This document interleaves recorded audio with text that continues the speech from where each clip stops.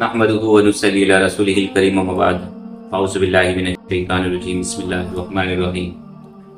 قال الله تبارك وتعالى في القرآن المجيد إن الله وملائكته يصلون على النبي يا أيها الذين آمنوا صلوا عليه وسلموا تسليما وقال النبي صلى الله عليه وسلم بني الإسلام على خمس شهادة الله إله إلا الله وأشهد أن محمدا عبده ورسوله وإقام الصلاة وإيتاء الزكاة والحج وصوم رمضان او کما قال علیہ الصلوۃ والتسلیم۔ عزیز دوستو، دین اسلام حق تعالی سبحانہ و تقدس کے ان تمام احکام کا نام ہے جو اس نے اپنے آخری نبی محمد عربی صلی اللہ علیہ وسلم کے ذریعے سے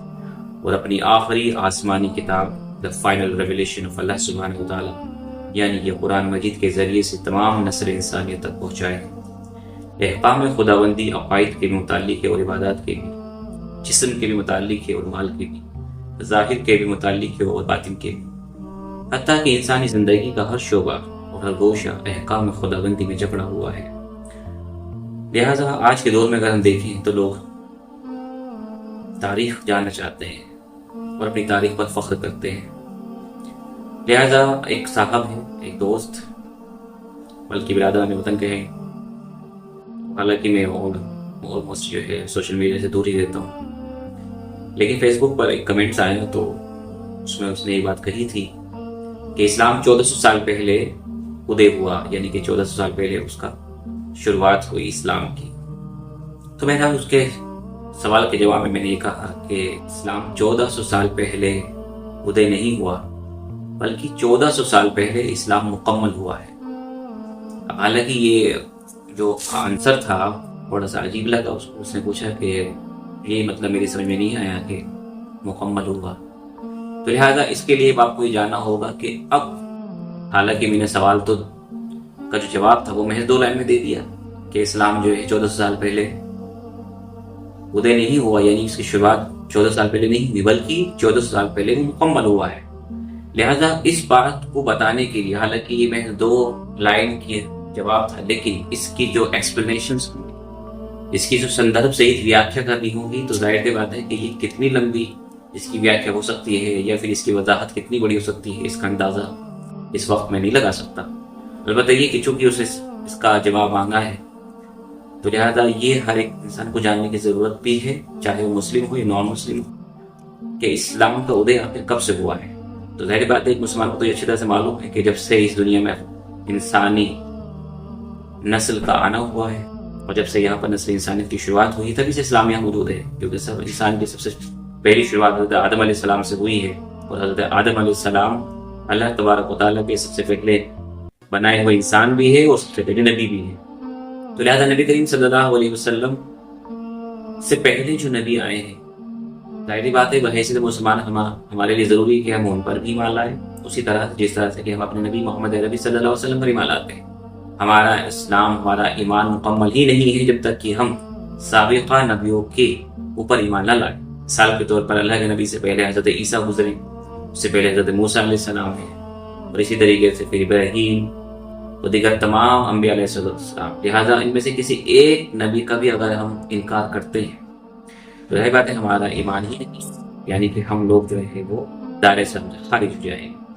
تو لہٰذا اسلام واحد ایک ایسا مذہب ہے جو باقی تمام مذاہب کی تصدیق بھی کرتا ہے اور باقی جتنی بھی آسمانی کتابیں ہیں ان کی بھی تصدیق کرتا ہے۔ یہی وجہ ہے کہ آپ دیکھتے ہیں کہ مذہب اسلام پر تنقید کرنے والے اور اس سے دشمنی رکھنے والے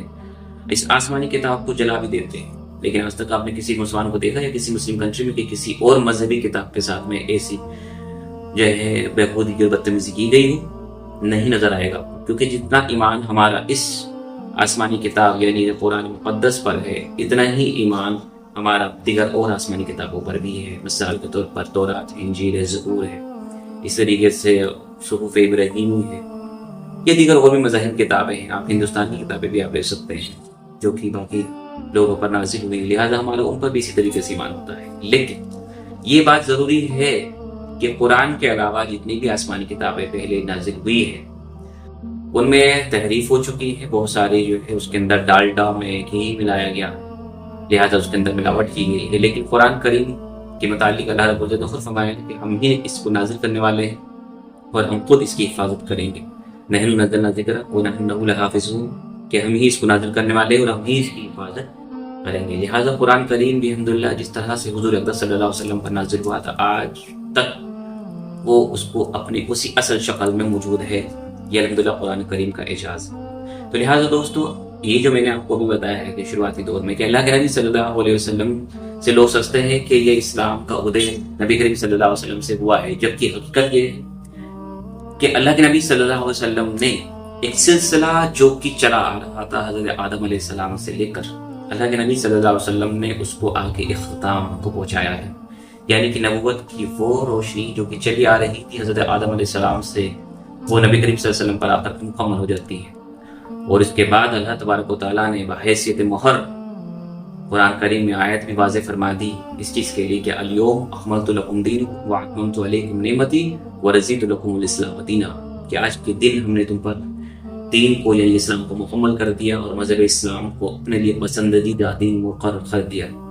تو اس سے معلوم ہو جاتا ہے کہ اللہ کے نبی صلی اللہ علیہ وسلم کو پہلا نبی نہیں ہے اسلام کے، پروفٹ محمد صلی اللہ علیہ وسلم is the last and final messenger of اللہ سبحانہ وتعالی۔ تو اب نبی کریم صلی اللہ علیہ وسلم سے پہلے جو نبی ہے اور دنیا کی جو شروعات ہوئی ہے، اگر آپ جاننا چاہتے ہیں کہ جو لوگ کہتے ہیں کہ صاحب ہم تو بہت پرانے ہیں، ہمارا مذہب زیادہ پرانا ہے، ہمارا دھرم زیادہ پرانا ہے،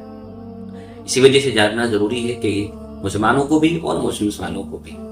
کہ اپنی تاریخ کا علم ہونا ضروری ہے۔ تاریخ کی ضرورت کیوں ہے جاننے کی؟ یہ اس لیے ضروری ہے کیونکہ ہمارا جو یہ مستقبل اور جو ہمارا پریزنٹ چل رہا ہے یہ ہمارے پاسٹ سے جڑا ہوا ہے۔ ظاہر سی بات ہے ہمارے پاسٹ میں اگر کوئی گھٹنا گھٹی ہے یا پھر کچھ ایسے واقعہ گزرے ہیں تو اس کا ایفیکٹ ہمارے پریزنٹ پر پڑتا ہے، اور ظاہر سی بات ہے اگر پریزنٹ میں ہم نے صحیح کچھ ڈیسیزن لیا تبھی ہمارا آنے والا جو فیوچر ہے وہ بہتر ہو سکتا ہے۔ تو لہٰذا ضروری ہوتا ہے کہ اپنے پاسٹ کو انسان جانے، اپنی تاریخ کا علم رکھے، جس سے کہ اس کو معلوم ہو جائے کہ ہمارا اتہاس، ہمارا جو ہسٹری تھی وہ کس طریقے کی تھی۔ تو لہٰذا اس سیریز میں جو ہم نے سٹارٹ کی ہے، یہ سیریز اسی تعلق سے ہوگی کہ اس میں نہ صرف مذہب اسلام کا بلکہ دیگر تمام دنیا کی تاریخیں موجود ہوں گی۔ ظاہر سی بات ہے بہت ہی ہیوج ٹاپک ہے، بہت ہی بڑا وسیع پوشیدہ یہ ایک سیریز ہونے جا رہی ہے۔ ہمیں خود اس کا علم نہیں ہے کہ اس میں کتنا وقت درکار ہے یا پھر کتنے ایپیسوڈ اس کے بنیں گے۔ الحمدللہ ہماری پوری ٹیم ہے جو کہ اس پر ریسرچ کر رہی ہے، اینڈ فائنلی آپ کو جو بھی معلومات ہوگی وہ سب کے سب اوتھینٹک ہوں گی، ریفرنس کے ساتھ ہوں گی۔ ایسے نہیں کہ کہیں سے بھی اٹھا کے کوئی بات آپ کے سامنے پیش کر دی جائے گی۔ تو لہٰذا جو بھی بات یہاں کی جائے گی وہ حوالے کے ساتھ ہوں گی، اور اس کے علاوہ جو ہے اس میں کسی طریقے کا کوئی جو ہے اختلافی بات اس میں جو ہے بیان نہیں کی جائے گی۔ اس میں واضح تاریخ بیان کی جائے گی جس کے اندر قرآن، حدیث، تاریخ، سیرت، scientific فینومیناز and the modern technology کے حوالے سے جو بھی دریافت ہیں تاریخی اعتبار سے وہ آپ کے سامنے رکھی جائیں گی۔ اللہ تبارک تعالیٰ سے دعا ہے کہ خداوند یکتا ہمیں اس اہم کام کے لیے استقامت عطا فرمائے اور صحیح اور واضح علم آپ لوگوں تک پہنچانے کی توفیق عطا فرمائے۔ وآخر دعوانا ان الحمد للہ رب العالمین۔